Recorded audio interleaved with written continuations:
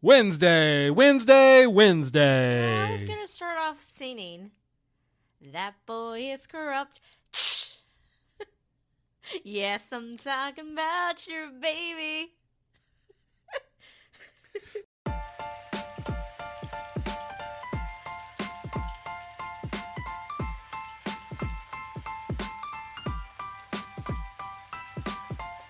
Hey everybody, and welcome to We Watch TV. It is the podcast about the TV that we watch. I am Daniel, she is Hope. This is episode 116. Yes, it is Wednesday. It is Wednesday. Yes, we are talking about Wednesday. And we totally did this on purpose. And yeah, right. We also posted on Wednesday last week. We're now just a day behind. We'll do that for a couple months, and then we'll get a day behind, and it'll be on Thursday. And then we'll just keep doing that, and eventually we'll roll back around to posting on Tuesday again. Dude, you should have been like, we planned this to be on Wednesday because we're talking about Wed-Nes-Day. I don't want to lie to our faithful listeners. Okay.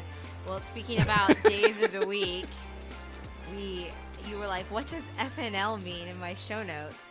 Friday Night Lights, also known as high school football, also known as like the greatest TV show of all time.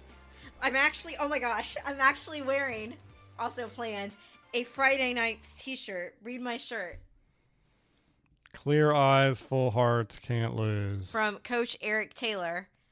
Do you know they're making another Friday Night Lights? They're like doing a reboot. Great. But Riggins, Connie Britton, who played Tammy Taylor, and Eric Taylor, like the three of them say like they're not going to be in it. So I don't know what it's going to be about. Texas Forever. There was a point in there somewhere. There was a point. We went to our first high school football game in like more than a decade. More like probably more like 20 years. Over 20 years. It's been a long time. We went to see our nephews march in the marching band they now go to my high school. So we went to a game. I have not been to a game since I was in high school. I think I was briefly at a game my freshman year of college because you were there with us. You barely remember this. Remember we dropped one of my friends off because she had to crown the outgoing homecoming queen. So we literally dropped her off, pulled up, stayed for 5 minutes and left. So I don't count that as a game experience because I didn't watch anything. And I got to go see the track that I spent many years at in practice meets. You ran on that track before. Yeah. It was good times. So we were mostly there for the band, and they did a great job. And to show my continued supports of my former high school and our nephews, I dusted off an old little number. My senior class t-shirts is this red and white tie-dye t-shirt. Dusted off that little number white, and I washed it, of course. And you just pull it out of an old box of clothes to wear for the game. And I was trying to decide what type of old shirts I wanted to wear. And the one that I mostly wanted, no idea where it is. It's one of my old cross country shirts. But I'm going through some of my shirts, and I find one that I think is going to work. And it's from, I don't think you guys were at this meet, but it was the St. Joseph's Invitational. So it had for track, and it had PHS on it, the track shoe. It had the school colors, the red and white. It was super cute. And I was like, well, this should work. So then I flip it over to the back side. The back of the t-shirt says, since you're behind, how's mine? And I don't think I should be wearing that shirt at this age, nor do I think I should have been wearing that shirt probably when I was 17 with that type of writing on it. Are you glad I didn't choose to wear that shirt for the evening? Yeah, such mockery, honestly. That's just not the... And it's look at my butt. Yeah. Besides the mocking. It's also making fun of people for being behind you in a run. They were sold at the meet. They sold them. We did not make these. Like you said, I wasn't at that meet, but I remember track meets and cross country meets in high school where t-shirts with those kind of Very things suggestive. Were on the backs. Why was this allowed?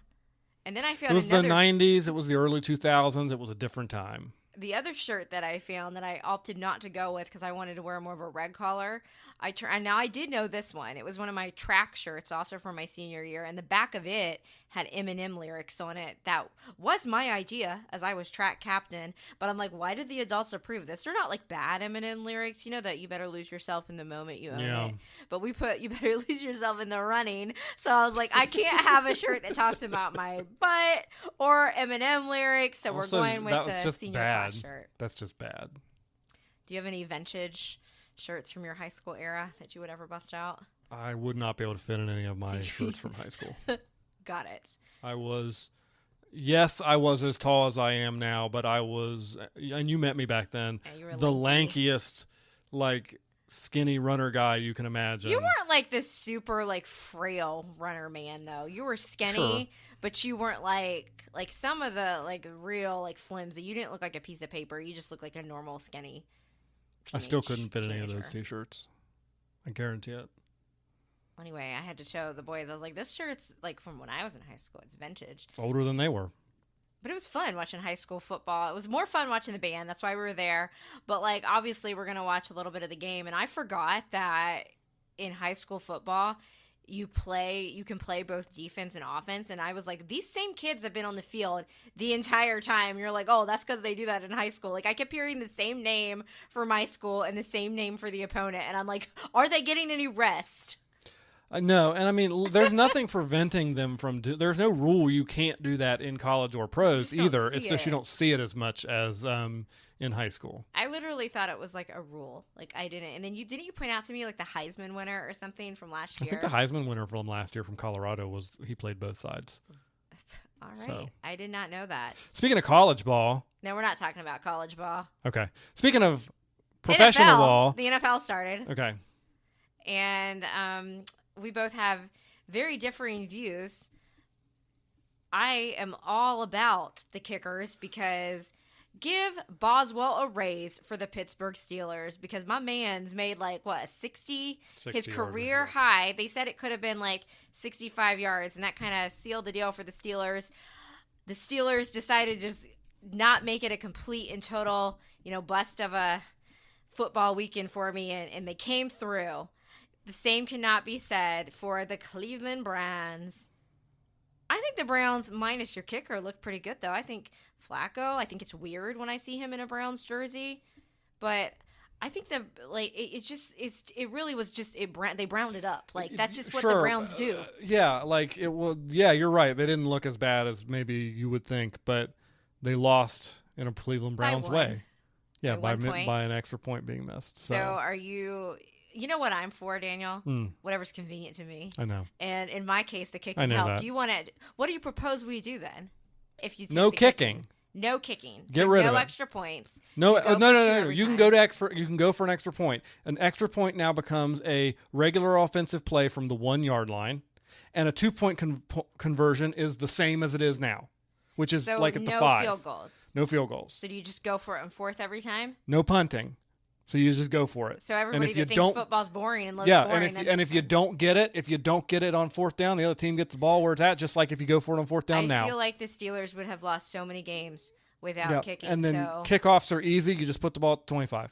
Do you remember, because it is a week coming up, I don't think it's going to go well for my team, but I have to bring this up. Do you remember when a certain school in Pittsburgh, their kicker's last name was like Blewett? Oh, yeah. I thought we weren't talking about college. I had to bring that up because it was relevant to the conversation. No, we're not talking about college because nothing happened out of the ordinary. But the NFL's back. I don't know what else to say about it other than you were influenced to go buy pizza. Like Daniel gets we have like split screen, guys. So we have the Browns game up. We have the Steelers game up. And we saw like 50 commercials for Little Caesars in the game. We're not even at halftime. And Daniel's like, I've got to go get pizza right now. And so he left and went and brought home a lunch special. You got yourself 2 lunch specials. Well, I knew you were going to want some. I just wanted a bite. But I didn't want to share any of mine. So I got 2. So I had one complete lunch special for me and one that we could both pick off of. If you're not familiar with the Little Caesars lunch special, it's just like 4 slices of their deep dish with them crispy edges.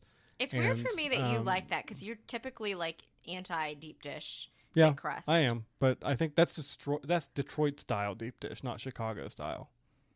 Pizza. Listen, okay, do not besmirch the good name of Little Caesars.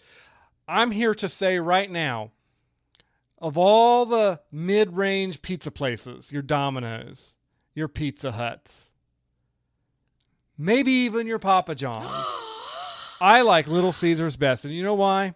consistent. It's consistent. Mm-hmm. It's cheap. I know Consistently exactly what I'm getting, and it is that every single time I get it. consistently- I can spend $20 more to go to Papa John's or Pizza Hut, and I'm flipping a coin because it might be good, Yeah. but it might be the worst pizza might you've be, ever like, had in your not entire cooked. life. You may be swimming in a pool of sauce. But at Little Caesars, I go in and I put down $5.99 for a hot and ready, and you know what I get?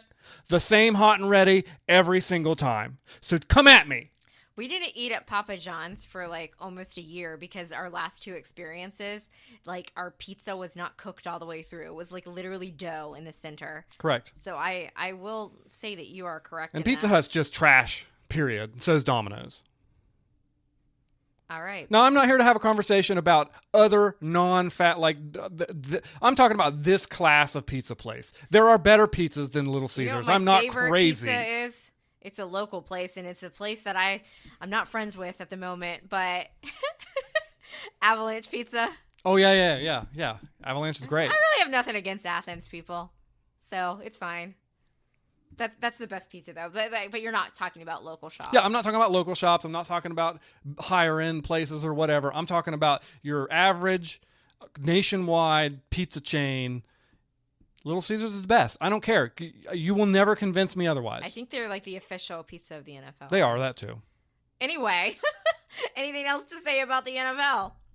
No. Thank you for reminding me that Little Caesars has a lunch special, and I can go get some delicious, cheap, and affordable pizza. We complain about commercials, but one could say they worked in this instant.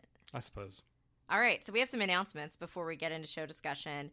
At the time of this recording, Only Murders in the Building Season 5 has dropped the first 3 episodes. I didn't know we were getting the first 3 episodes. So, yeah, we'll have our thoughts on that probably in our I don't know if we might be back next week. We might not. Could We be don't Tuesday. know. Could be Wednesday. Could be Thursday. You don't know. We're keeping you guessing. We're going to keep you on your toes. So, Wed-Nes-Day, Wednesday, Season 2, Part 2, dropped on Wednesday, September 3rd. Terrible day to drop that, in my opinion. I know we only waited like a month, but I felt like they hardly did any promos for it. Drop it the day before the NFL season starts back up officially. No, come on. I'm not going to. I feel like tons of Wednesday watchers might not also be NFL watchers, but you never know. You never know. It just seems like we got the Summer I Turned Pretty going on. Like, that's kind of... Star Trek Strange New Worlds. Well, that's not on Wednesday. But it just seemed like they should have either... Again, I totally stand by what we said. And if you haven't listened to our Wednesday Part 1... I think what the episode's literally called Wed-Nes-Day Part 1 back in August. They should have just given the season at once. I think if you're not going to give the season at once or do what like Only Murders is doing and drop the first couple episodes, then I hate to say it, you might as well go with the weekly release because people are going to continue talking about your show each week if you do that. And it just seemed like when you only have 4 episodes to watch, it goes by way too quickly. And we did stretch it out over the course of the weekend. So Viewership, by the way, before we get into the show itself, I saw a post. Is it down? Viewership's down 40% from Part 1 to Part 2 over the same time frame when they came out. So I had like that multiple proves it, right? people That shows it out asking right me. there. They were like, "Is Wednesday back this week?" And I'm like, "Apparently, like Netflix really isn't. I mean, maybe it's because they already have season 3 confirmed that they're making it, so maybe that's why they're not pushing it. I'm not sure. They should have just done it. Why? Just give it to, especially you're only waiting that month. Like, just give it to us all at once. All right, so guys, as you guys know, or if you don't know, we are a spoiler-focused podcast when we do talk about the shows that we have watched. So this is your warning to go ahead and click to the next chapter if you have not finished Wednesday Part 2 yet. If you do not care and you just want to listen to the soothing sounds of our voices, go ahead and listen. Or like I said, skip to the next chapter. I thought Part 2, I'm going to kick it off since I'm already yapping. I thought Part 2 was better than Part 1. What did you think? Yes, but also Part 2 was better than Part 1, but I'll just go ahead and say Season 2 as a whole, now that we've seen all of it, was not as good as Season 1. Yeah, I agree with that. That's not what I was talking about, though. Yeah. And I feel like why I enjoyed the second part more, there's a couple reasons. One, we get Principal Weems back. Yes. She is Brienne of Tarth. The actress's name is just completely missing my mind right now. Is her name like Christine in real life? I don't know. Something like that. I know. Brienne of Tarth. It's a good podcast. We're great. It's great that we're a TV podcast and we don't know the names of the actors.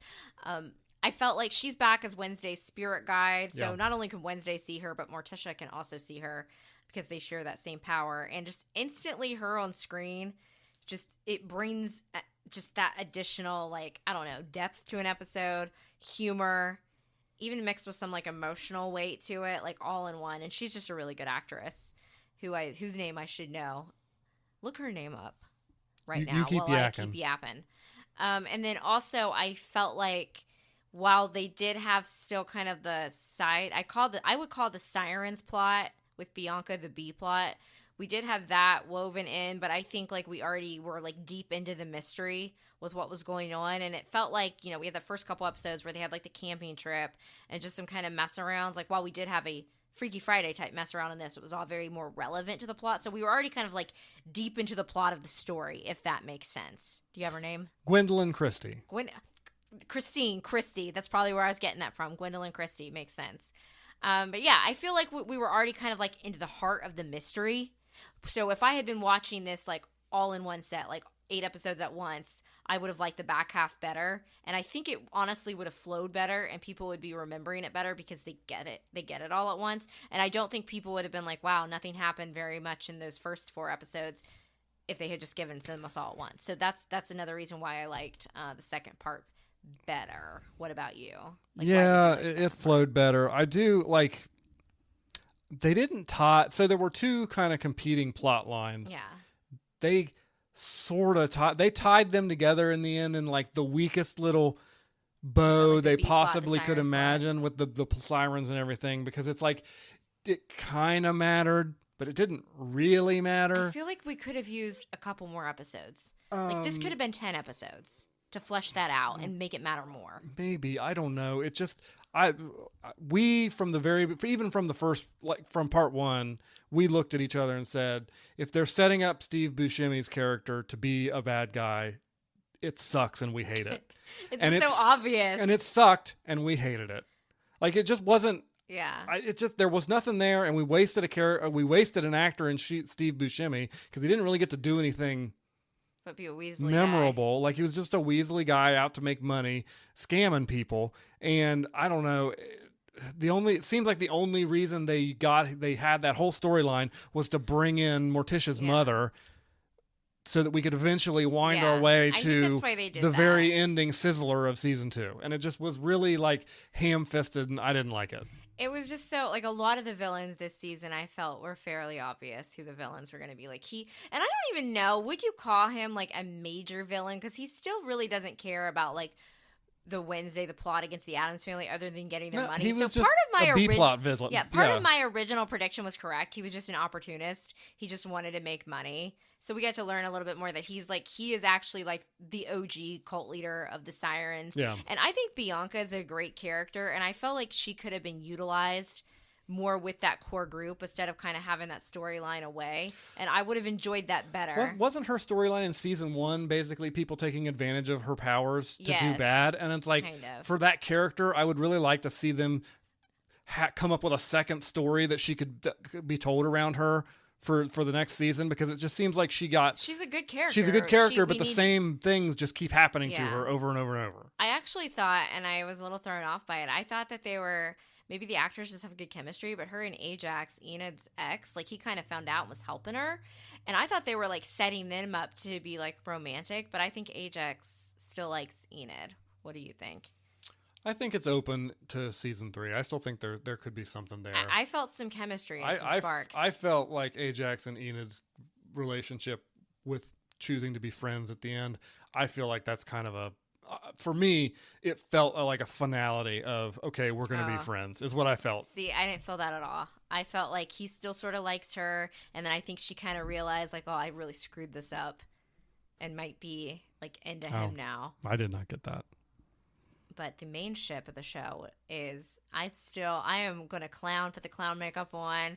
Tyler and Wednesday. I liked them in season 1, and I figured out he was like the Hyde early in season 1 too, and I think they might actually like give him a little bit of redemption in season 3. Maybe I'm just clowning. Let's see. Multiple times he could have killed her. She could have killed him, and they didn't. He still brings her dead flowers because he knows she's allergic to colors. In that very last scene, she's like, she has an opportunity to kill him. He even says, just like, kill me to get me out of the situation, which we'll explain that here in a few minutes. But she just cuts his little handcuffs off him so he can get off the table, and he's like, why? And she's like, I missed. And kind of had this, like, Wednesday had this, like, little look. So we have him, he's going out to see, because obviously, okay, let's just kick it off. The woman in the mental hospital that Wednesday rescued, that was Tyler's mom. I felt like that was fairly obvious. And she, does she off herself? And then, or no, she does. Yeah, she's fighting him, and she sacrifices herself. She was, okay, so we're gonna get to that here in a few minutes, because there's a lot going on that ties with Tyler's mom and Slurp and all that. But Tyler, at the end, he does make it out of this season, and he is at a gravesite of his mother, which we'll get into.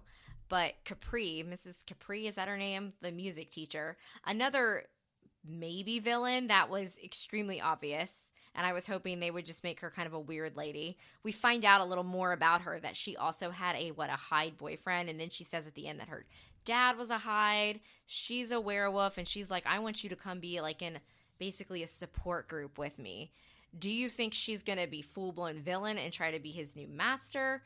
Or do you think maybe control him? Or do you think maybe she really is not bad and she really wants to form a support group? Like, what do you think? I think it can go I hope it is the latter, and I hope that they actually go that way. They kind of left it ambiguous on purpose to, drive excitement for mystery for what could be next season. But I really do hope it is actually the support group and they're actually wanting to try and help. She's probably going to be evil. But she's probably going to be Tim evil Burton because she's a really redhead. Yeah, Tim Burton doesn't like redheads very much. The whole family thing with that is easy. Okay, Tyler's mom is a Hyde. Yes. And Tyler's mom has a brother that we didn't know about until this season, and it turns out it was Slurp. Isaac. All along, Knight. Who is actually Isaac. And he's the guy that we heard the ghost story in the beginning of the season about how he was trying to do some... Pugsley brings him back to life. Pugsley brings him back to life. He eats brains, which slowly turns him back into a regular human. He's also a Victor Frankenstein type and can I just say, guy. Though, oh, God. Careful, Isaac. I might fall in love with you here. The actor is so cute.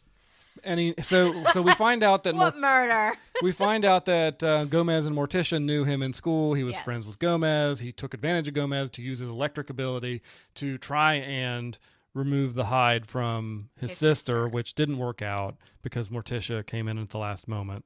Well, it was going to basically kill Gomez. It was going to take, and Gomez doesn't have that power anymore. I think that'll be a plot point in season 3. I think Gomez might get it back. But he and Pugsley both have that like kind of electric power. So it was going to kill him. That's why Morticia went in and did that. So now fast forward. There was an explosion. Fast forward, yes, explosion. He ends Body up parts. dead. Morticia and Gomez bury him. Fast forward 30 years. Here we are doing the same thing with the kids. And and by the way, Isaac Knight is the body that Thing belongs to. And who called that in season 1? That was me. I'm getting my edge back, people. Well, they had a lot of focus on Thane and like feeling like what am I? Like who do I belong with? And I remember like people were like, what if he belongs to like the zombie? I thought it was really sad that like Slurp Isaac didn't even have any like feelings towards Pugsley just wanted a friend, and I thought he'd at least be nice to him, and he was just like, nope, I'm gonna catch you and take your power just like I did your daddy. And that's why Tyler and his mom had that conflict at the end, was they had Tyler strapped down on that table, and Pugsley was gonna use the his electric powers to remove the Hyde from Tyler, and Tyler's like, no, I don't want the Hyde removed from me.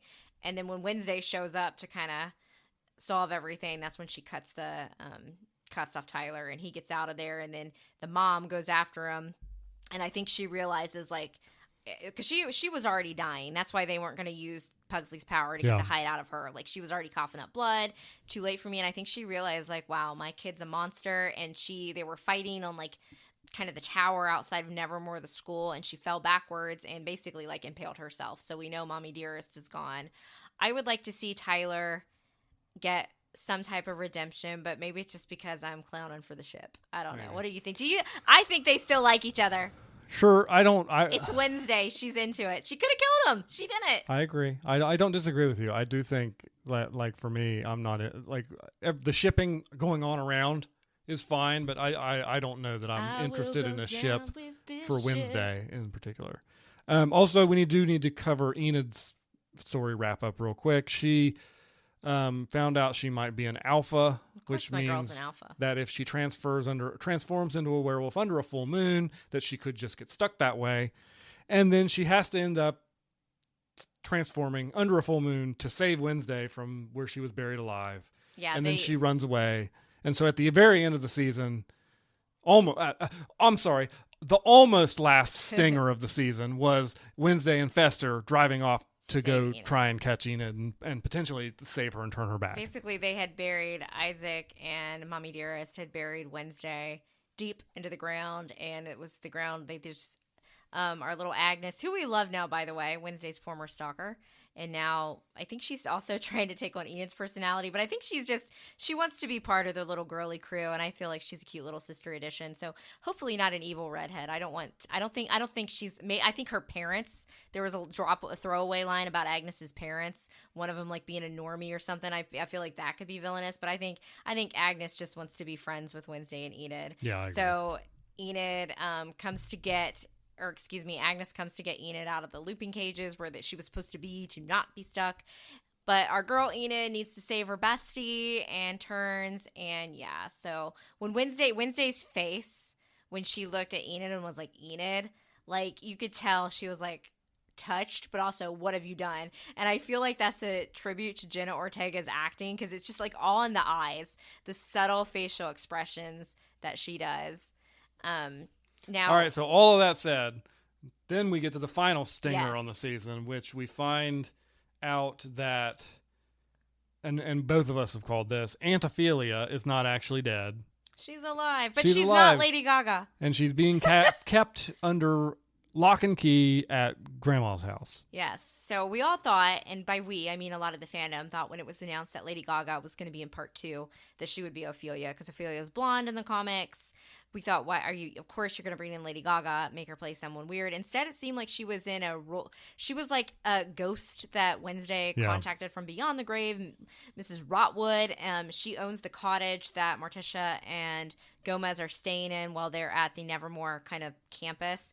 I think that they will probably do a little bit more with Rotwood, because I think she definitely has a past with Grandma that hasn't been fully unraveled yet. They might not. But I was kind of like, it's clear to us that they have not cast an actress for Ophelia yet. Oh, yeah. We do not see the back we do not see the front of Ophelia's head. We only see the back of her head, her blonde hair. And what does it say? Like, Wednesday must die or kill Wednesday or something like that. Now, I guess there was a character, this is on TikTok, in season 1 that had given Wednesday a book, and people are in, like, I think he ended up dying in season 1. I don't have any memory of this, probably because season 1 was so long ago, so I'm gonna have to go back and rewatch that. But a lot of people are speculating that is actually Ophelia's son, so we're gonna have to go back and maybe rewatch that. You don't have any memory of it, do you? You can go back and rewatch and let me know. I'll fill you in. I'll give you the cliff notes. We caught it when, like, Ophelia was not showing up and Lady Gaga wasn't Ophelia. We're like, she's going to show up. That's going to be the sizzle. Yeah. And I think that Grandma, like, I don't know. Grandma has a lot of ill intentions, because she's clearly locking her up down there, but she was kind of insistent about Wednesday coming to live with her in the summer. Mm-hmm. Do you think she wanted to bring her there because she knew Ophelia was there and there's something nefarious going on? Or do you think Wednesday would have never even known that? Like, what's the deal there? No, I don't think she's... I think it's she's just trying to hurt Morticia by peeling her daughter away from her. So you don't think it had anything to do with Ophelia being locked in that basement writing like stuff? Because I'm sure that Grandma's seen that. But now the writers could go ahead and make season 3 and make me seem foolish, but I do not believe as written and shown season 2 that she had any motives to introduce. I think she wants Ophelia kept as far away from everybody else as possible. Yet she was going to bring Wednesday into her home. I guess since Ophelia's in the dungeon, because I kind of hope you're the same. I don't want Grandma to be totally evil. I just would rather her be kind of a nasty person than just straight up evil. This whole season really was very like mother-daughter, but like also mother-child focused, like with Tyler and his mom, Wednesday and Morticia and her mother beefing. Like it was really like very like mother-child coded in many ways, and like that dynamic. And I felt like Wednesday and Morticia, like for as weird as the Addams family could be, like that's just so normal with a lot of mother-daughter relationships. Yeah. I do want to shout out, there was a bright point. I know I'm sounding very full of woe over this. Yeah, we got called out, by the way, for part 1. Someone's like, it seemed like you and Daniel hated the whole show. And I was like, no, we really liked it. And they were like, well, you guys complained a lot when you talked about it. So I have to put that in there before. So I hear you, and I want to say a bright point. The episode in part 2 when Enid and Wednesday switch bodies. The Freaky Friday episode was really entertaining. I thought that both actors did a phenomenal job of being the other person but in their own body. So I thought that was really fun and really interesting. I think I saw some people online that did not like that, but I thought it was good. But it was a mess around episode that also had plot relevance because they were kind of at odds and they needed to understand each other, what was going on. Right. And we also were able to get more information during that episode. I thought it was so good. I had you pause it and I'm like, are they voice dubbing? Like, is that like, are the actors using their voices? No, that would like Jenna Ortega, both of them did great. Yeah. But like, it's so weird because I've just seen Jenna Ortega. It's like almost she reverted back to like Disney Kid, but like she was fantastic. The actress who played Enid, like you said, was fantastic. So good to the point, like, I asked you, I think twice, I'm like, are they, like, voice dubbing each other? I thought that was good, but, like, it wasn't your typical mess around. Like, they had the funny parts, like, oh, Wednesday really is allergic to colors. Mm-hmm. But it served relevant. It moved the plot forward. I think, like, my main beef of this season is not necessarily with the show itself. It's with Netflix, the way they rolled it out. So I still really enjoyed it. I think that we could have used a couple more episodes because the whole Sirens plot, that could have been another plot of the season. I'm not entirely sure either with the plot from the first one about like the mental hospital and like who was controlling the Ravens. I'm still not sure it was actually that woman. Yeah, they just kind of dropped that plot. They dropped it like a bad habit. Yeah, just like really out of nowhere. It just kind of like, oh, this Raven girl who's controlling the Ravens murdered people. Yeah. Like, it's just kind of gone. That was like... Hopefully they circle back to that a little bit. Maybe they will with some stuff going down with Ophelia. But yeah, I think the whole Sirens thing... Well, like, no, wait. Didn't Isaac eat her? Yeah. So I don't think they're circling back. No, I mean the whole plot with like the mental, like, okay, you and I are not talking about the same thing. Okay. I think there's other people that were controlling the Ravens besides that woman. I felt that was very easy. I don't think she was the sole person that was doing that unless it really was just a throwaway. And I think there's other stuff that happened in that mental hospital that they could circle back to with Ophelia.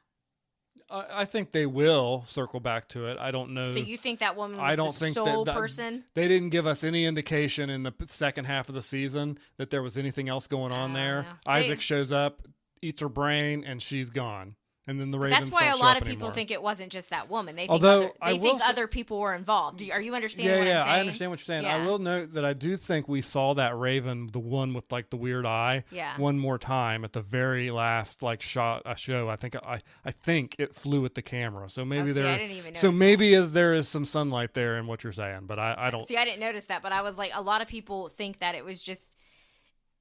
That was all like neatly cleaned up. I think if anything, we're gonna get flashbacks with Ophelia's time at the mental place. But they could classic. It just seemed very like, I don't know. That was just very cleaned up very easily, and that there's more. That there had to be. I feel like I guess what I'm trying to say to you is I feel like she was not the only one involved in that. That there were other people that might have been doing that stuff, and that would add to the mystery. If not, they have time to write it in there. Does that make sense? Yeah. And then, so we've got Isaac. I don't think they basically pulled out at the very end, the last like kind of battle, like the thing that was working as like his heart. but he's a zombie. I think he can come back at any point. Something could happen to put him back together, and I think he could still be a villain as well in season 3. I'm not necessarily sure, even with Ophelia's messaging, that she's going to be the big bad. I think it could still be, I think he could come involved. I think they might want us to think that Tyler's bad at first, but I really do think they might give Tyler a redemption arc.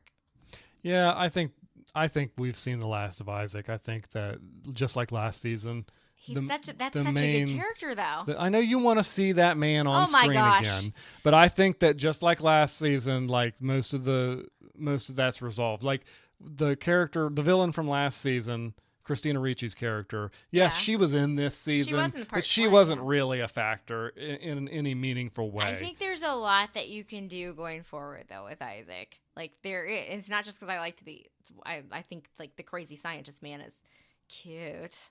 What murder? I think that there's more stories they could do with it. I do think that because the Nevermore Academy is apparently closed. Yes. Wednesday is off chasing down Enid. I think that there's probably a significant amount of next season that will not be at Nevermore. Like, I think we will get there. They will open it back up. We will have a new principal who come in, who we can immediately suspect is terrible. Is it going to be the new like Defense of the Dark Arts? That teacher? seems like what they're Harry going Potter, for. Like everyone's bad. That's going to come in now. So I think I wouldn't be surprised if we get 8 episodes next season, and the mid-season break is when we get back to Nevermore. That's my take on it. I think it'll take a little bit to get Enid to come back to, because I don't think they're going to spend the whole season with Enid as a wolf at all. And I think Wednesday is going to I think they'll find Enid, get her transitioned back to a person, and then I think Wednesday we'll hold up her end of the bargain and go hang out with Grandma for a little bit and open up some doors with Ophelia there, because she's got to go to Grandma's house at some point and accidentally run into Ophelia. Yeah. And so I think that all of that's going to happen. Well, she already told Grandma she wasn't going to stay the whole summer, but I know that she'll get visit. there. Yeah. And so I think that you're going to see a lot of goofing about with that. Well, her and Morticia's issues weren't just automatically resolved. She still, like, even says, like, I don't fully, like, trust my mother on everything, because that's just, again, that classic mother-daughter dynamic. Some other things I liked about it, the season, I thought, well, we obviously have the iconic dance from season 1. I did think Enid and Agnes's little dance number was really good, and the more I've watched it, the more I like it.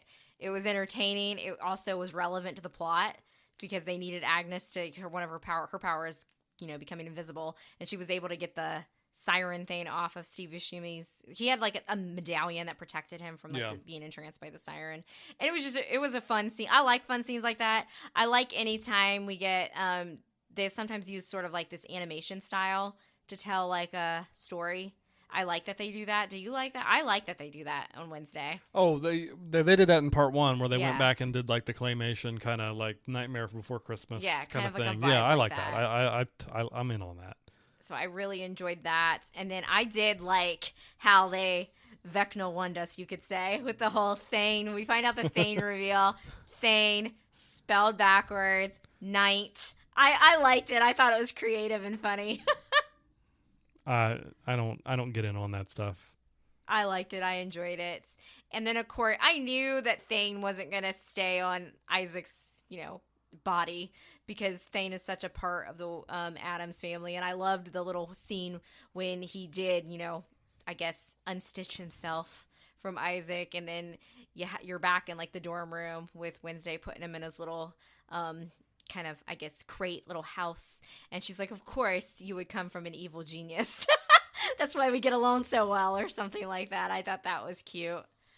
And just a little, like, basically, I just really think we could have had a longer season. We waited so long for season 2, and I felt like I want more. So, we've complained about certain aspects of it, but I still enjoyed what I watched, and I wanted more, and I hate that we're probably going to have to wait forever for season 3, especially with all these sizzles they have us on. I believe they said they're going to start filming, these are just speculations, maybe start filming early 2026. So the earliest we probably get it is 2027.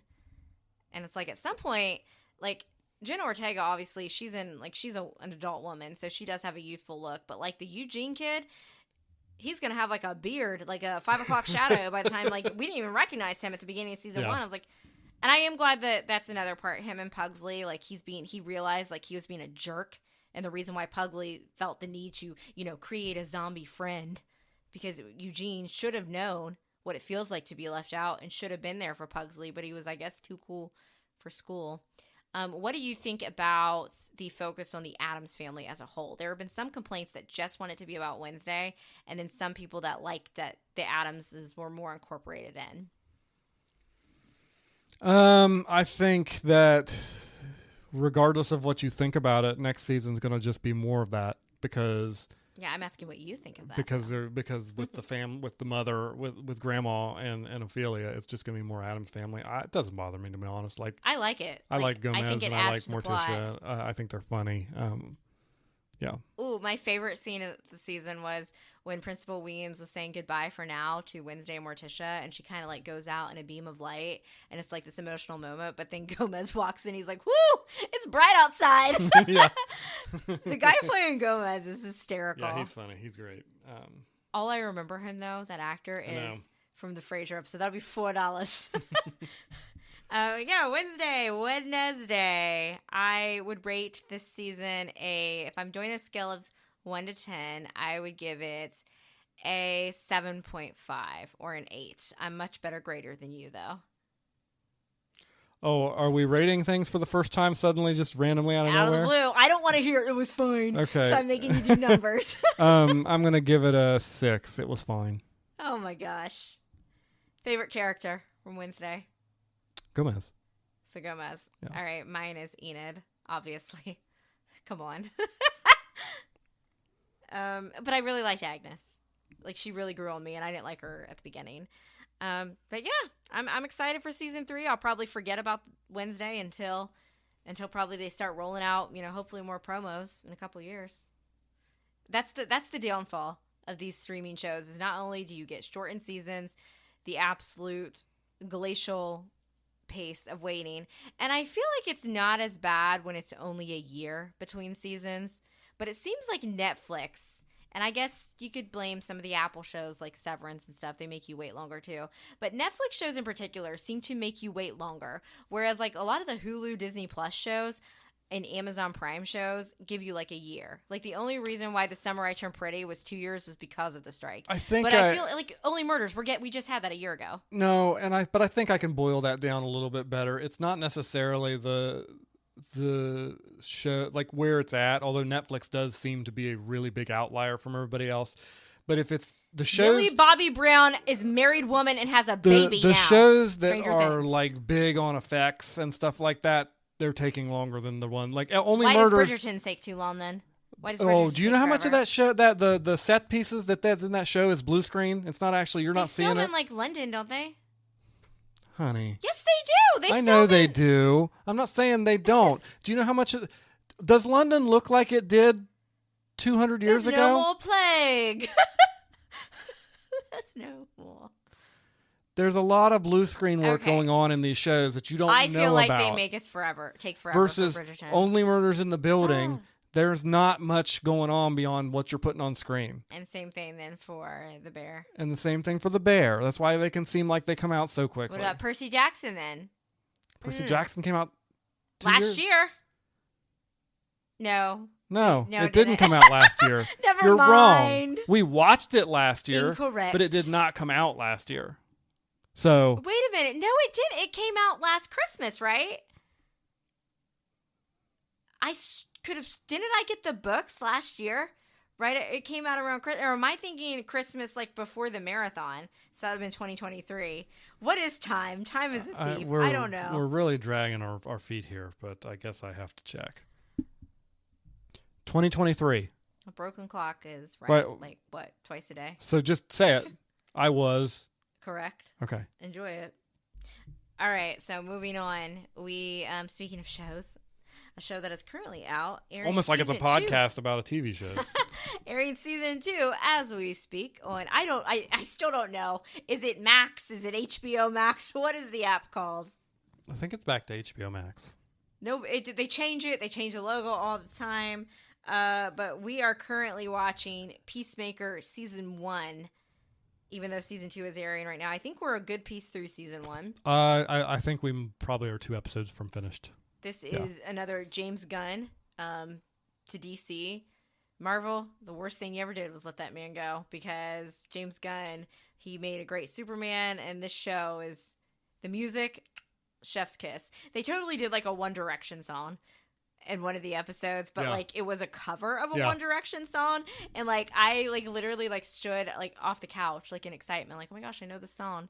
But I didn't watch the Suicide Squad, and I don't think you did either. No. But that's where Peacemaker shows up, and we got to see him. He's in the Superman movie for like a few minutes. Yeah, he was like a flash cameo on TV. And that's John Cena. The girl from Orange Is the New Black is in it. She is Viola Davis's character, which I think it's something Waller, yeah. Amanda Waller or something. Yeah, I think. Something like that. Who was kind of like the person I think that assembled the Suicide Squad. Yes. And then you're like, there's this guy from Harry Potter that's in it, and I'm like, okay, like Daniel's been begging me to watch the show for like 2 months, and I finally agreed a couple weeks ago. And then like, so we're partway through, and I'm like, who is the Harry Potter guy? It's Vigilante. Yeah. And he does not, one, I'm used to the guy being British. Duh. So two, he dyed his hair from blonde to brunette and has these glasses on. And now that I can see it in the face, I was like, oh, that's like the guy that liked Hermione in, I feel like, the 6th movie, and that she like put a hex on to not get the role of Keeper so Ron could get it. And he was super annoying in the Harry Potter movies. And then he's also was in Bridgerton season 1 as the prince. Okay. So, because every time like I've seen that actor, I'm like, ugh, because I remember that Harry Potter guy. But suddenly, you make a man a sociopath and a nerd and put some glasses on him. I'm like, hello. And then as soon as I realized, I was like, no, that can't be the Harry Potter guy. That can't be. I don't want to say too much about Peacemaker yet because we haven't finished the season, but it's gotten progressively better to me. Like, I'm like, now that I realize I have only murders to watch tonight, I'm excited about that, but I'm like, oh man, I'm gonna have to like resume Peacemaker like tomorrow or something. Like, I'm to the point now where I'm ready to watch the next episodes. Well, they got you because they got the team. The team came together, and I'm sure it'll ultimately crumble. Yeah, and you like that. And of course, we can't talk about Peacemaker without talking about the thing that makes Peacemaker Peacemaker, the opening credits. Oh it's gosh. A no skip. Yeah, I don't think they relate to the show at all. No. But they're great, and every time I see it, for anybody who hasn't seen Peacemaker, it's a dance number. And from my understanding, there's a different one in season 2. Yeah, different song, different dance number. But yeah, each episode gets better. I'm sure my heart's going to be broken. I can't get past the character Diebeard because he was a new girl. He was like the homeless guy that lived outside of their apartment, and his voice just like echoes in my brain. And then one of the guys that's on the team with them, he was the villain in Guardians 3. Okay. Yep. That guy's a good actor. Yeah, he's very good. He's very good. And then James Gunn's wife is in it. Yeah. It's a good show. It's funny. But it's got some serious moments, got some heartfelt moments. I'm enjoying it. I think, like I said, we just watched episode 6 of season 1. I think I haven't looked to see, but from how things are escalating with the plot, I've got to imagine 7 and 8 is probably it for season 1. And then we'll be watching. It almost felt like a finale could have been in our previous one that we watched. Yeah. So I think then we'll be on season 2. And that's weekly release? Weekly release, yeah. So there's a couple, I think 3 or 4 out so far. So I like how I'm like, do a weekly release, more people will talk about it. Then when I realize that I might get caught up to weekly release, I'm like, ugh, no. All right, speaking of weekly release, let's return to The Summer I Turned Vulcan series, where we talk about Star Trek Strange New Worlds Season 3 and The Summer I Turned Pretty Season 3. Since the finale is airing this week for Star Trek, we will kick it off with Star Trek Strange New Worlds. I will let you go first because I have some beef and I'm very upset with that show. Ladies and gentlemen, we got her. We got her to be so emotionally... I almost broke my glasses. So emotionally my new glasses. Invested in a Star Trek episode that she made me pause it, and she stormed out of the room, went to the kitchen, snacked on some food for a few minutes to cool off before we could finish the episode. Thank you. My job here is done. I hate you for that. I almost broke my glasses. I was so upset at the ending. They have me literally mad. My favorite character on the show tends to be Lon. And she's been bugging me this season anyway, even though I did kind of like her and Spock hooking up. I just feel like her personality is just some of the character growth that she showed in the previous season. I feel like they've retracted that a little bit. When she and Chapel had that conversation, and Chapel was just trying to be nice and not make it awkward, that hey, good for you and Spock. Lon gave seriously pick me, I'm not like other girls energy, and I can't stand it when women do that. So I was already irritated by that. But I'll say why I'm mad at Lon in a minute. But I was so mad. And then, also, ladies, that was an emotional week for me at the build up to a certain thing. So I already had that going for me. I cried. And okay. I was very upset. Yeah, I'll tell everybody. First, before I told you I was going to quit watching too. I might not tune in Thursday. Is this your favorite episode of Strange New Worlds? It's not my favorite. My favorite is still the musical episode from season 2. But if I were to take a step back and rate what I think is the best episode, it would be this one. Okay. So this was a classic sci-fi trope episode where Ortega's, our favorite pilot of the ship, ends up stranded on a strange alien planet. And oh my gosh, she meets a Gorn, who's been the big bad of Strange New Worlds and is also stranded there. And it's the classic sci-fi trope of the alien and the human have to, they're adversaries, but they slowly, as the episode goes along, they learn to work together to the point where they form a friendship. And then so they finally figure out a way to message the Enterprise. The Enterprise comes to pick them up. And when they come out of the place where they've been hiding, Ortega's comes out, the Gorn follows. Leon has just beamed in. She sees a Gorn and just pumps 3 shots of phaser right into the Gorn. No questions asked. Not even seeing Ortega smiling at her. Just completely knee-jerk reaction. And I know that Lon has a lot of childhood beef with the Gorn. I get it. But literally, she kind of proved, Ortega's brother that was doing that, documentary. Yeah. Was trying to talk some of the bad side of Starfleet. And I believe Lon was one of the characters. Sometimes you guys just shoot without asking. She just proved his point. Yeah. It made me so mad because, you could see that Ortega was smiling, that she wasn't in danger, and the other ones had their guns, I think, ready to shoot. But Lon just did it. No questions asked, nothing, no time to think. And maybe she's no, I was doing my job. The Gorn are evil, so I guess you could defend her for that way. But it broke my heart because y'all. Enemies to lovers, it also works with friends. Anytime, so yes, the enemies to lovers is my favorite romance trope, but I also love friendships also being formed from, some of my best friendships in real life started off with, I thought you were the B word, a BITCH. And when people say that to me too, and then we end up, being besties, some of my top friendships have come from, I didn't like that person, they didn't like me, and then we ended up, realizing, maybe we are that way, but we don't have to be that way to each other, and we can be fun and bond over it.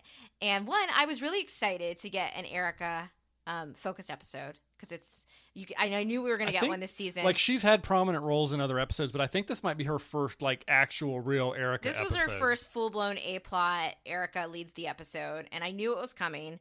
I didn't know it would be this good, and I feel like there was this scene where they were communicating, and she's it's going to say, agree, disagree, and it was just funny, the banter back and forth, and it got you to, understand that, maybe, we were made to be enemies, but we have a lot more in common than we think. And I knew realistically that we weren't going to have a Gorn walking around the Enterprise, but I thought maybe the Gorn would do a sacrifice or something, or maybe they would part ways and help her out. I was just devastated. I was gutted. I was like Erica at the end of that, just distraught. Yeah. I went going in, as soon as I recognized the trope of the episode, I knew that Gorn wasn't making it out of there. But like you said, I was willing to accept, that heroic sacrifice, but to just get gunned down like that, it was brutal. Was really brutal. And I'm going to say it right now. I'm going to be disappointed in the writers if that's just forgotten.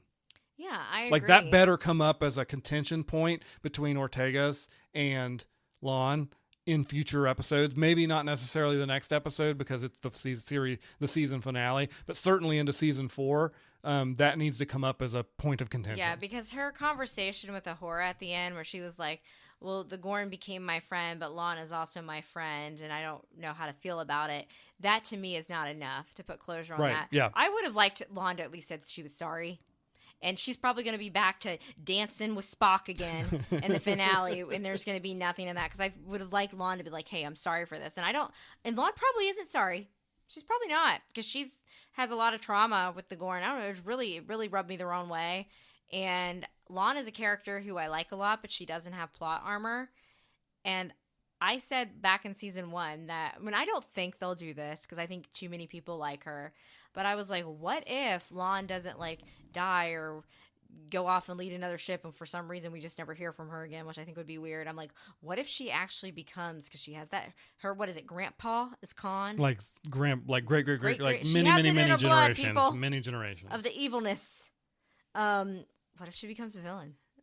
Does a heel turn? Could. I don't. That'd be heartbreaking, but. It would be heartbreaking. I don't be think they're going to surprising. go that way, but it wouldn't be completely out of left field either. Real quick before we go on to Summer I Turned Pretty. So because we're releasing this episode right before, like, skin of our teeth before the finale of Strange New Worlds Season 3, we have gotten some final pictures from the last episode. And one of them is our favorite engineer, Mr. Scott, Computer. in a kilt. So let me ask you, he was in a kilt earlier this season for the supposed wedding that was actually a fake thing. Yes. Scottish people don't wear kilts for things other than special occasions, and everybody on the internet's going, well, he's attending a funeral. If it's a funeral, who's getting got? I really hope it's not Battelle. I feel like they are going to circle back to her because she has that Gorn DNA in there. But then the more I thought about it was like, if they really wanted to, they could save that as a storyline in 4. But then according to you, that's not who Pike ends up marrying. So I don't know. It could be the lady from Kimmy Schmidt. What is her name? With the curly hair. Paleo, yeah. The older Carol lady, Kane. Carol Kane's character. That would disappoint me because I think she's so fun, but she's clearly lived a long life. Yeah, but they've also done that already remember if you Could recall. it be Chapel's wedding? Maybe, but if you recall, the engineer from season 1 that we all liked sacrificed himself, and I think that would be really sloppy to repeat the same thing. Mm-hmm. I don't think Chapel and Corby ever get married. I'm pretty sure when he's referred to as her ex-fiance in the original series when it comes up. I don't think they ever actually went through with it. I have to be honest. Right now, my money is on Battelle. Something's going to happen, and she's going to bite her down. Yeah, they're going to have to put her down. I think is what's going to happen. I hate that because I finally got to like the character. But see that right there, that tells you all you need to know. Yeah, she's cooked. As soon as they give, especially a character like Ortega's is an every episode character, but Battelle is not. Yeah. As soon as you get background on one of those kind of people, have the whole like DNA situation with her. It's been a through point through the season. I think we're going to get resolution, but I don't think she's making it out of that resolution. How many more seasons do we have scheduled? 4 is going to be we have a 4th season coming. They're filming now, which is going to be a normal 10 episode season. And then they're doing a 5th season, which I think they said is going to be 6 episodes. They better not make me wait a whole year then between 4 and 5. I don't think they're going to. Like I think that probably, if I had to guess, I'd say if they don't film 4 and 5 at the same time, there will be a very short break, and then they'll film 5. I think they will have it in the can, ready to go. I hope so. I think, and we know we're getting Kirk back for the finale. Yeah, because Paul Wesley was scheduled to be in 4 episodes, but we've only seen him in 3. Pike has to take leave, and Kirk has to show up and take over the ship for a little bit because Pike's grieving. No, I don't think they're going to do that. You don't think they're going to do that? No. I don't know. It'll be. I really hope that. I think my biggest beef so far with Strange New Worlds is the premieres always suck, and then like the other episodes are great. Like the premiere of this one flat. The premiere of that. So I'd rather not have like a major sizzler. So I'd rather just kick things off with a great episode than have a premiere tying up the loose ends of the previous season, because I think that works with some shows, and to me it does not work very well with Star Trek. Like I remember season 2 open, and I was like, I don't like season 2 as much. And then the next episode was like, okay, this is good. This one opened, and I was like, well, that after the long, wait, and then again, the next couple episodes were great. So I don't know. Yeah, I don't think we're in for another cliffhanger this year, because I do think when they were filming this season, it up in the air as to whether they were getting another season. So they probably wrapped it up better than they did last. Well, I'll say my one hope, which I don't think is going to happen this season, but I do hope before the show, closes the final curtain, that we get a wink to McCoy, because he's my favorite from the original series. Yeah, if that happens, I'll probably know about it before we watch it Thursday. You didn't know about Scotty, right? Scotty's not a big three. Okay. So, like, McCoy... Obviously, we knew about Paul. That's the reason why I watched. Yeah, perfect example. We knew Kirk... We knew about Kirk before season 1 even came out, because they were filming season 2. I was like, hey, I'm going to watch this show with you because Paul Wesley from the Vampire Diaries is in it. I guarantee you the showrunners were wanting to keep that Kirk coming in at the last episode of season 1 a secret, but they weren't able to do it. So again, I think if somebody had shown up on set... You can't fool the Vampire Diaries fandom when we see our mans out there. We're going to take pictures and be like, what is this? I think we would have already heard rumblings about McCoy if he was going to show up. So I don't think that's going to happen this year. I didn't say this season. Okay, certainly next year. I said by the end, before it closes the curtain at season 5. Oh, no, see, I guarantee you the last shot of this show is going to be Kirk on the bridge with his original crew. I wasn't meaning this season, Daniel. I said when before it calls it quits, closes the curtain, I better see McCoy, and if they do what you're saying, I will. All right, let's talk about Belly in Paris. We both said all right at the same time. Okay, so for those of you that are psychopaths, you've already seen the second to last episode of The Summer I Turned Pretty. I, have jobs and I need sleep, and it's not, as I'm recording this, it is a Tuesday, so it is not really Wed-Nes-Day. So I'm going to talk about the episode where, as Daniel said, Belly goes to Paris. I know this week we have an episode 10, and then next week we'll have episode 11, which will be the series finale of The Summer I Turned Pretty. I don't know why everyone's shocked that this was the last season, because there are only 3 books. And we're already, at the point almost where the book ended. All right, so... we have the fallout from the wedding. We have Belly decide she's just going to pop off to Paris. I'm just going to get out of Paris. So it does remind me, all the preview and everything for this episode reminded me of, Emily in Paris, which also comes back in December. Anyway, Belly in that last scene saw Conrad before this episode started. She sees him at the airport. I don't know why the gate to California is right by the gate to Paris. Is that how it is at the Boston airport? I don't know. Convenient. I thought they might lock eyes. They didn't. She sees him and then thinks about going over and decides, you know what, no. And I was like, as much as I would have liked them to look at each other, I was like, good girl, go get on that plane. I do have to address Belly's horrendous travel outfit that she wore, basically the entire day after she arrived in Paris. Who travels in tight jeans? That's diabolical. So uncomfortable. Would you travel in tight jeans and then walk around with it all day in Paris? That's a long flight to be in skin tight jeans. I barely wear jeans anymore. I can't do it. It's too much. They're rough.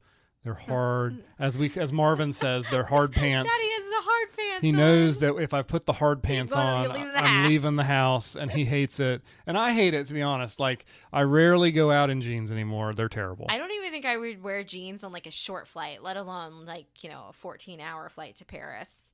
So I had to get that off my chest. But ultimately, I was glad that Belly didn't lock eyes with Conrad, or the people that thought that Conrad was going to see her and that he was going to go with her. You guys are insane. Listen, I am a Bonrad stan. Belly and Conrad, they're meant to be. I also like Conrad. But my girl was just about ready to walk down the aisle and going ahead, even with Conrad's confession of love, she was doubling down on it, like Frasier, I love her. She was going to get married. I feel like if Jeremiah hadn't been you can't marry me to erase him, I think Belly might have just gone through with it. Do I think the marriage would have lasted? No. But Belly was in that little almost petulant child, little girl mode, stomping my foot. So we need some time. And I'm seeing women my age being why weren't they together already? Oh my God, not only was she about to get married, but the whole brother situation of it all, Belly doesn't know who she is outside. She was still in high school when she chose Jeremiah. They got together. They've been together all of college. It seemed to me like once she had her injury, couldn't play volleyball. She's just been kind of not even, she had like one friend she made in college. Like, she doesn't know herself. She needs to learn who she is outside of these boys. So I think it's good. And in the book, she does that too. She goes, I think it's Spain, not Paris in the book. But she goes España. off and she even dates other people. She has her own kind of like life for a little bit. And I think in order to have that end game mean something, that's what needed to happen. So a lot of people were very critical of this episode. And I think that some of you guys need to take a breath and relax. To me, it really served its purpose. Like, there was like, this could have been an email. We watched Belly just chase her bag around Paris the whole time. So she does get to Paris. She goes there to go to the program that she had been accepted to, but originally said no to because she was going to stay behind with Jeremiah. But they said they still had a spot for her. Well, it turns out she goes there and he's like, oh, I looked at the wrong spreadsheet. We don't have a spot for you. And I'm like, are you serious? So she calls Laurel, her mother. Laurel doesn't even know. I thought Laurel did know that Belly had gone off to Paris, and Laurel's like, you're where? She's like, okay, we'll book a flight home. I don't care. She's like, go get yourself a coffee. I don't care how much it costs. Just come home, and we'll deal with this later. So Belly goes to a coffee shop like a moron. She stands up to go pay for something and leaves her backpack on the chair. And she's got her, minuscule, teeny tiny little ring from Jeremiah in there, but also important stuff like her passport. Like, she was freaking out about the rain. I'm like, what about your wallet, your money, your passport? Oh my God. But she had the air tags that Steven got her for her wedding shower that he acted like were a last minute gift. Those come in handy. So she sees where her bag is, and she does chase her bag around the city. I thought it was a nice metaphor. Like, Belly is finding herself in Paris. I see what you're doing there, Jenny Han. That is the writer of the books and also the producer of the show. And I thought it was well done. I also thought the timing was really funny. Funny. Like, all the TikToks and memes have come out about like how you can't pickpocket Americans because we'll fight back. So Belly finds like her bag, and the guy like tries to mouth off, and she just like swings her carry-on because she still had that, like hits him, and it starts like kicking him and is like, give me back my bag. And I thought that was great. I feel like, and I know we like Conrad, guys, but Belly is the center of the books. It's her story. It's not the boy's story. And that is the most personality that I have seen from Belly in one episode than I have 3 entire seasons of the show, where she was on her own. And I thought it was very essential to her growth. And a lot of stuff happened. So those of you guys that are just like wanting the Bond Red in-game, be patient, my friends, because I think we're going to get it. I was having sympathy for Jeremiah during the wedding episode. That went out the window in just a whoosh. He was awful. Like, the song Man Child was written for Jeremiah. Not Jeremiah was a bullfrog. Like, Sabrina Carpenter, Man Child, might as well be written for this man. His behavior was terrible. When he and Belly do finally have a conversation at the end, he was basically like, well, just come home. Like, we can be together. I'm like, what? You guys were so mature. And she's like, no, I can't come home. She's like, I think I'm going to stay. I don't know who I am anymore. We need to find ourselves as people. And he was like, well, don't effing call me ever again. And I was like, oh, I know you did not speak to her like that.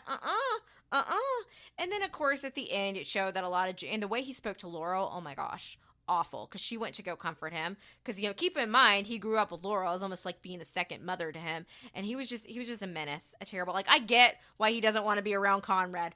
Earn beef. Your brother trying to take your lady. Like, I get it. Even though technically you knew that she still loved Conrad when you decided to pursue her in season 2. But whatever. I was willing to let that go.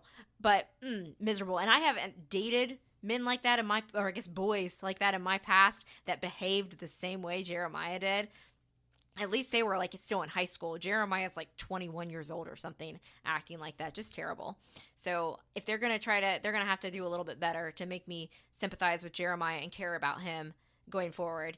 I did like the scene at the end with Adam, that is Conrad and Jeremiah's dad, who finally decided to, maybe I should be a parent and father my kids and, actually, talk to them and be an emotional support. Because Conrad and Adam, he's like, oh, so did you find Jeremiah yet? He says that he caught off the wedding, but we all know he did something to screw it up. And Conrad's actually like, no, it's kind of my fault. And Adam's like, so he tells Adam about he's like, I told Belly I loved her, and Adam's face was hilarious. It was like, I felt like Adam's like all of us. Like if you were like a real person understanding like what is going on with my kids. And then you find out that all this time, Adam and Conrad have more in common than what you would think.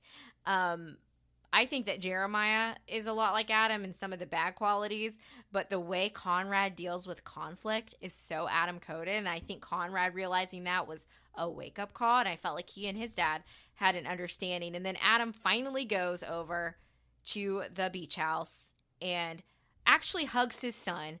Not saying Jeremiah, I don't like him, I can't stand him, but he is going through it. And finally they hug and Jeremiah breaks down crying, and it was a good scene just to see Adam finally be a parent. And also Laurel clocked Adam on his crap. I like that.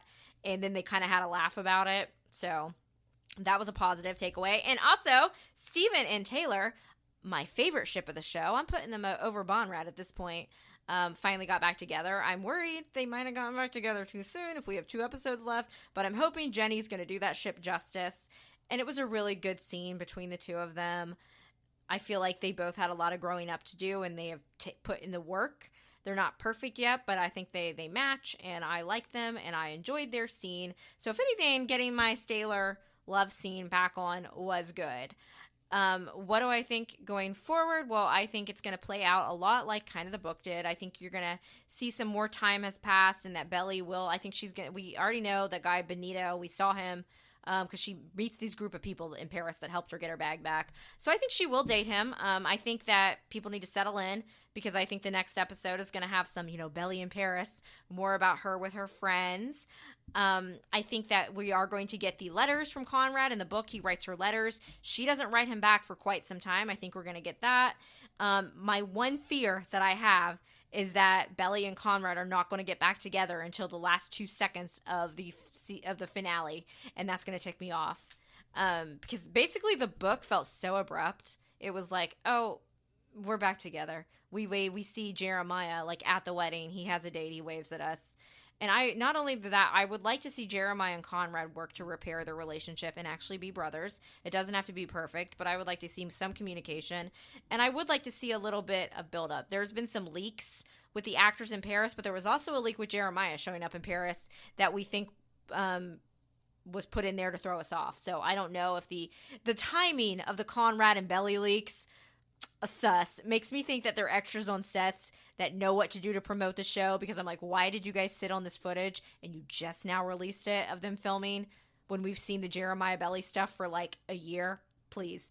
I see what you're doing, producers of this show. I respect it, but sus. They're saying that the ending is not going to be a neat little bow. I do not think, and I'm doubling down on this, if I'm wrong, I'll put the clown makeup on. I don't think Belly's going to choose herself and that we're not going to get any resolution. I think ultimately, I even think that if Conrad does come visit her, that maybe they'll have some fun together and she'll be like, you know what? I'm not ready to get back together yet. And then I think the end will still be them together. I don't see an end to this show without her and Conrad being an in-game of some type. Do I think they'll get married? Maybe not. I mean, they do get married at the end of the book. I think it might just be them being together, living together, time jump, if you will. Jenny says that she doesn't want endings with a neat bow, but she wants hope at the end, and I feel like that's how you give fans hope. So, that's my predictions going forward.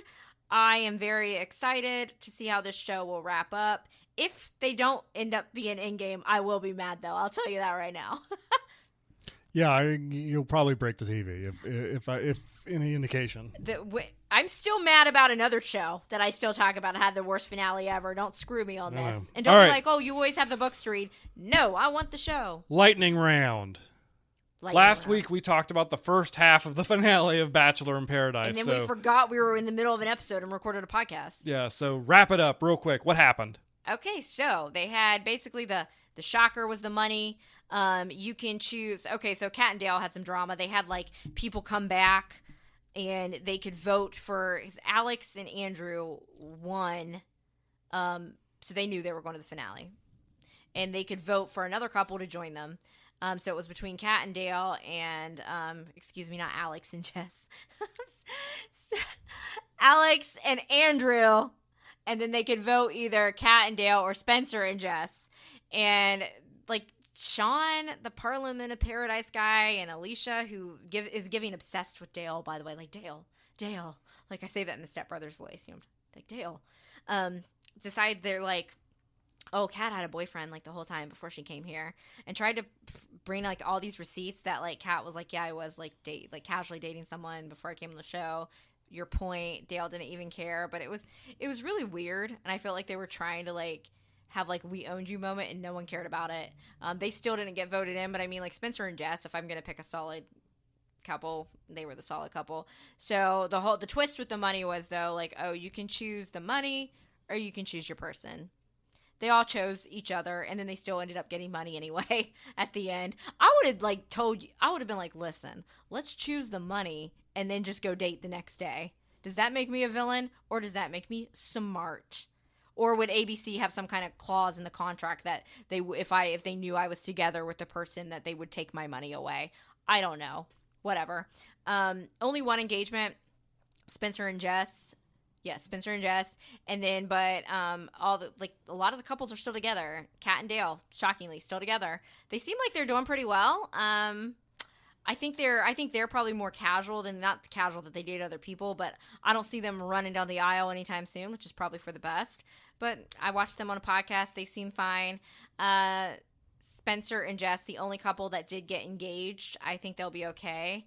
Alex and Andrew, still together. Jeremy and Bailey, against all odds, are still together. So this show, we'll see how long these couples last. It did. I think one of the I did not like the format of this season. I missed the Krusty Beach. I like the old format. I thought the money thing I would have rather than made it almost like a Survivor-like thing. If we're gonna do like the whole the money twist was just dumb. I could tell they were trying to get ideas from other shows and put them into one. But I'll definitely say with a lot of Bachelor in Paradises, I think because you spend more time with the person, the success rate can be higher on this show. And I think maybe we had a lot more couples still together because there wasn't the pressure of engagement. Like realistically, even on the main show, it's so unrealistic that you get engaged, you know, like you've known this person like for like 2 weeks. Because even though we watch these reality shows, like, you know, over a 6 week, 7, 8 week period, they are only on that beach together for like 2 weeks. So would you agree with me that like not having the emphasis on engagement was actually good for the show? If I picked one positive thing, that's it. I think it's multiple things. I think that it's the not focus on engagement. I think we saw them in each other's rooms on multiple occasions, so it seemed like they were able to hang out. No more boom. They were able to hang out more together off, they were never off camera, but less focused camera time, which is helpful. So I think a lot of those factors played into that. I've been watching they didn't do a reunion. This is where you know the show's kind of busted. They didn't do an actual reunion show that like ABC aired. They did it on the Bachelor Happy Hour podcast, which you could say, oh no, it's promoting the podcast. I don't think they thought enough people were going to tune into it. So I've been listening to that. I'm about halfway through, so I'll finish that later. Bachelor in Paradise is usually my favorite, but this season I would give, since we are going to rate things, a scale of 1 to 10, I would give it a 2.5, and I'm only giving it a 2.5 because the addition of the Goldens, they were fun. I wish we would have seen more. If we had more focus on the Goldens, I think I would have liked it more. But I'm still not going to watch The Golden Bachelor because that guy seems stupid, and he said he didn't want anyone under, like, age 60. My dude, you're old. Rate it, Daniel. 1.347. I thought you were going to say negative one. Slowest lightning round of all time. Hey, listen, speaking mean. of competition shows, Dancing with the Stars starts next week. Next week. Very quickly, one-word answer. Who is your front runner? Who is my front runner? It is Whitney Levitt of The Secret Lives of Mormon Wives, and Mark Ballas, legendary choreographer, is coming back. That is my front runner. Who is your front runner? I'm picking the Australia guy. I don't remember his name. I don't care. Robert That's Irwin who I'm picking. And Whitney, his sister won, Bendy. Okay, there you go. See, it's in the blood. I also think that Riley and Scott from Pentatonics. I said one-word answers. Sorry, I'm giving more than a one-word answer. There was never, it's just like Charles Barkley. What's that? He's like, I'm saying 3 words, he says like 10 words. Like, I think, I've got to say that I think Riley and Scott will also be a good pairing because I think the Pentatonics guy is going to dance a lot better than people think. But next week we'll talk about the whole cast, what we think about it, because it's not going to be on Monday night, it's going to be on Tuesday night, so that can get you all excited. Now, if for some reason we peace out and don't do a podcast next week, because we don't know what's going on, we don't know what day it is, we don't know if we might be back, we might not be back, but eventually we'll talk about our thoughts on all the couples. And before we go, we just have to make a small correctional error on our postings. So I didn't do it! As is tradition, occasionally Hope forgets things that she shouldn't do. And she did. So she allowed me last week's episode where she said, hey, can you take this picture? And she said she didn't make the mistake of having me look up the picture. She gave me the picture and she said, can you post this on Instagram? All he has to do is all I copy have to the do episode description. Is use the picture that is provided, copy the episode description from the podcast back end, put some music on it, and add hashtags. Maybe a couple hashtags. You don't even have to do hashtags if you don't want to. So as you recall, we did talk about K-pop Demon Hunters last week, and so I thought, well, that one's, the youths, they like that one. I probably should try and find a nice hashtag. And anybody who posts on social knows, as you hit the hashtag button and then you start typing, it starts suggesting stuff to you. Never do the suggestion ones. And apparently I learned you do not do the suggestion ones because instead of K-pop Demon Hunters, one letter off. I have dyslexia. I have dyslexia. It's one letter. On purpose. It's one letter. What'd you put, Daniel? K-pop Semen Hunters. And that's a franchise we're not going to talk about ever on this podcast.